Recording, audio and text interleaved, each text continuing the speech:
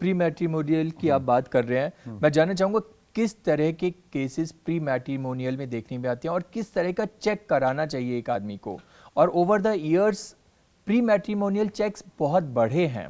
Definitely बढ़े हैं, और अभी तो बहुत ज़्यादा बढ़ गए हैं। जब से ये सोनम रघुवंशी का केस हुआ है और ये मेरठ वाला केस हुआ है, दूसरे केस हुए हैं जहाँ पर वाइफ्स ने अपने लवर के साथ मिलकर अपने हस्बैंड्स को मर्डर कर दिया है, तो इसके बाद तो लोग फ़ोन कर करके हमसे कह रहे हैं कि जी ये केस मीडिया में इतना पॉपुलर है, अब हमारी इन्वेस्टिगेशन करो, हमें प्री मैट्रिमोनियल इन्वेस्टिगेशन में आगे बढ़ना ही नहीं है। पहले लोगों में इतनी अवेयरनेस नहीं थी, इन केसेस के बाद अब ज़्यादा अवेयरनेस आ गई है लोगों में। और क्या हुआ है कि प्री मैट्रिमोनियल केसेस में क्या होता है कि मैं आपको बताता हूँ, हम प्री मैट्रिमोनियल केस को 4 सेक्शंस में डिवाइड करते हैं। ओके।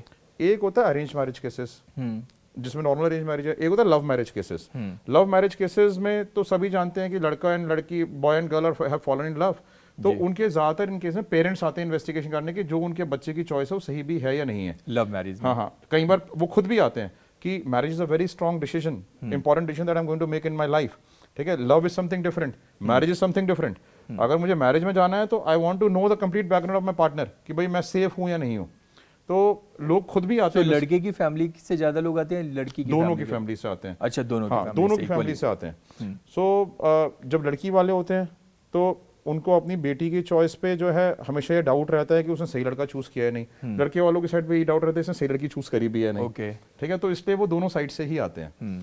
नाउ अब क्या है, अरेंज मैरिज में क्या होता है फिर? अरेंज मैरिज में तो लोग मैट्रिमोनियल साइट्स के थ्रू मिले, हाँ, ठीक है, या फिर न्यूज़पेपर्स के थ्रू मिले, या जो एजेंट्स हैं बीच में, एजेंट्स के थ्रू मिले, या फिर रिश्तेदारी के थ्रू मिले। ठीक है, तो उस केस में लोग हमारे पास आते हैं कि भाई हमें सामने वाली से हम रिश्ता करने जा रहे हैं, whether we should get married to that person और नॉट।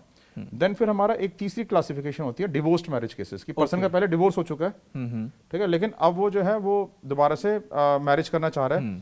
तो क्योंकि वो पहले ही एक बार डिवोर्स हो चुका है, तो इसलिए पीपल आर मोर कॉशियस, क्योंकि इस साइड का भी डिवोर्स हुआ होता है नॉर्मल केसेस में।